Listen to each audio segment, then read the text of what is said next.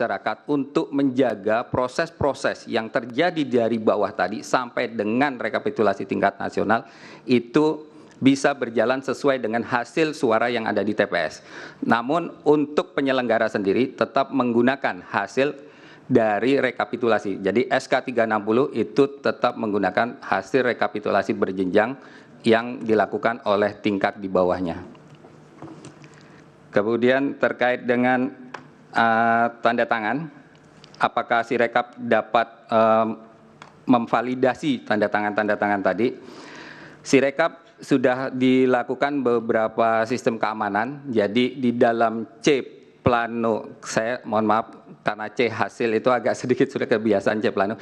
C hasil plano, C yang besar tadi, itu sudah ada titik, ada 4 titik di dalam plano besar itu, di kanan atas, kiri bawah, dan kanan bawah. Itu satu security, di mana ketika memfoto harus masuk ke dalam frame tersebut. Kemudian berikutnya ada April text di atasnya itu, bahwa surat suara itu atau C plano tersebut itu hanya untuk TPS itu. Jadi di situ nanti akan tercatat melalui Sirekap. Dan juga autentifikasi, tadi ada pertanyaan terkait dengan autentifikasi juga, ini menyambung. Jadi setiap KPPS yang akan menggunakan Sirekap itu sudah kami data sebelumnya, mulai dari nomor handphone, email, dan kemudian kami lakukan BIMTEK. Dalam rangka apa? Dalam rangka kami pastikan bahwa KPPS yang memegang Sirekap tersebut adalah KPPS yang benar, atas nama yang benar, nomor telepon yang benar, untuk TPS tertentu. Jadi tidak bisa ditukar-tukar. Apabila ditukar-tukar, ya berarti dia harus keluar dulu dari handphonenya. Dia bisa pinjam handphonenya, tapi dia harus log out dulu, kemudian dipakai oleh KPPS yang lain. Itu bisa. Dan tadi disampaikan oleh saksi sebelumnya, harus dibangkitkan lagi kunci pengamanannya untuk KPPS berikutnya apabila tidak mempunyai handphone. Tapi karena ini adalah handphone pribadi, maka seharusnya itu sudah menempel. Nomor telepon kami verifikasi, kami cek apakah Bapak tersebut atas nama yang sesuai dengan yang didaftarkan. Kemudian email juga. Karena untuk mendownload Sirekap itu tidak dikirimkan by APK, tapi melalui aplikasi di Google, yang mana ketika kita ingin mengupload saja, itu sudah dilakukan verifikasi oleh Google dari sisi keamanannya. Kalau Sirekap mobile ini tidak aman, maka akan tertolak, tidak bisa masuk ke dalam Google Play. Ketua, ya, silakan. tadi ada contohnya yang kemarin yang saya ingat, ada di satu lembar tanda tangannya yang atas sama bawah berbeda. Tapi ada di lembar 1 dan di lembar 2 dan lembar 3 itu berbeda. Pertanyaannya jadi, bagaimana Sirekap bisa memvalidasi itu? Mana yang benar, mana yang tidak benar? Jadi bukan di angka, Mas. Jadi kemarin saksi kami itu menyatakan seperti itu.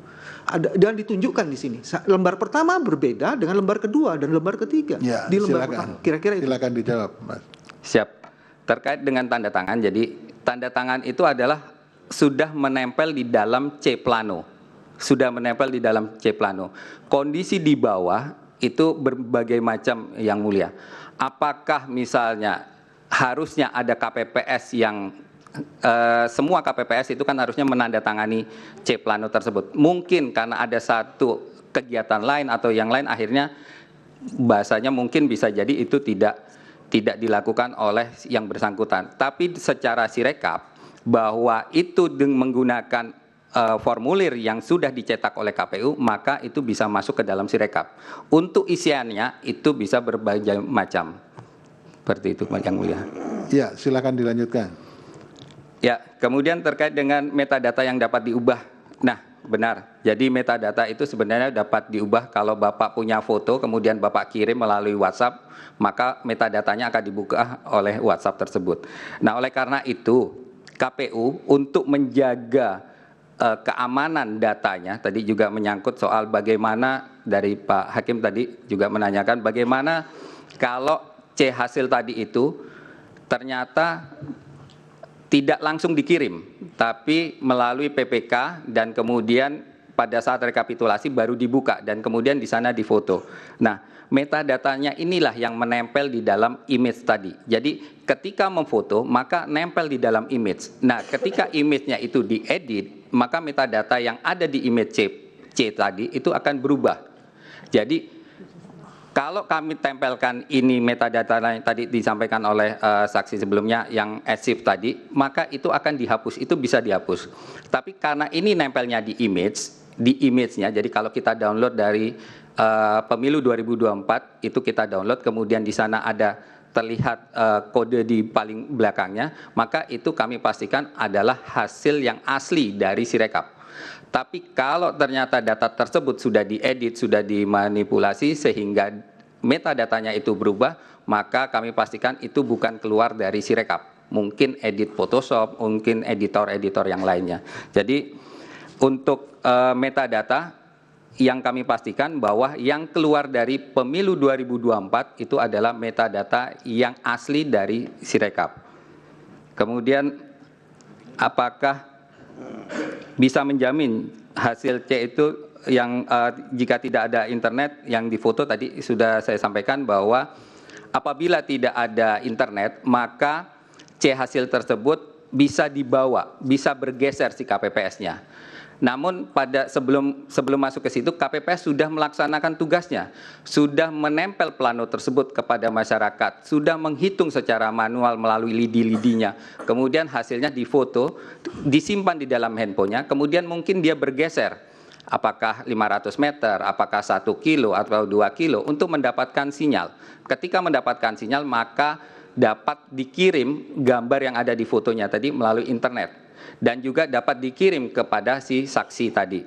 Jadi kami sudah punya beberapa langkah mitigasi apabila kondisi-kondisi itu tidak bisa dilaksanakan di TPS. Termasuk salah satunya adalah ketika KPPS tersebut memang tidak mempunyai handphone, kemudian tidak ada internet sama sekali di daerah tersebut, maka tugas PPK itu untuk memfoto dalam rangka apa? Agar masyarakat itu bisa tetap mengetahui hasil rekapitulasi di tingkat TPS di wilayahnya meskipun tidak punya internet. Nah, itulah tugas dari PPK untuk memfoto hasil yang ada di dalam kotak pada saat rekapitulasi di tingkat kecamatan tadi.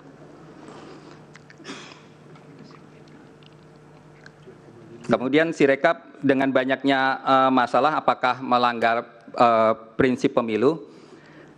Sirekap ini adalah sistem yang hidupnya itu pendek.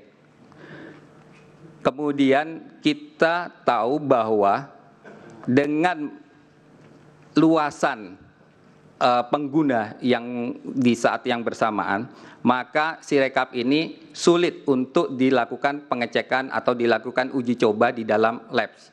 Karena penggunanya SDM-nya berbeda-beda, wilayahnya, geografinya berbeda-beda, kemudian device-nya juga berbeda-beda, sehingga pada saat kita melakukan uji coba dengan 500 orang, dengan 1.000 orang, itu hasilnya akan berbeda dengan 800 ribuan orang. Dan kami juga sudah melakukan pengecekan bahwa kesalahan di Sirekap itu sekitar antara 1 sampai 2%. Kalau jumlah TPS kita adalah 820 ribuan, maka 1%-nya saja itu sudah sekitar 8 ribuan TPS yang mempunyai kesalahan. Dan itu menurut saya masih bisa diperbaiki untuk angka-angkanya karena tadi ada mitigasi-mitigasi terhadap angka-angka yang bisa dimunculkan oleh Sirekap. Kemudian berikutnya ada surat KPU untuk menunda rekapitulasi berjenjang yang saya tahu ini tidak muncul dari KPU RI dan kami juga tidak melihat KPU RI mengeluarkan surat edaran tersebut. Kemudian apakah itu digunakan untuk melakukan perubahan data pada saat diminta untuk saya tidak melihat, maksudnya KPU tidak mengeluarkan surat tersebut dan ternyata ada penundaan digunakan seperti yang tadi pemohon sampaikan, itu Tidak dilakukan. KPU RI hanya melakukan perbaikan-perbaikan data.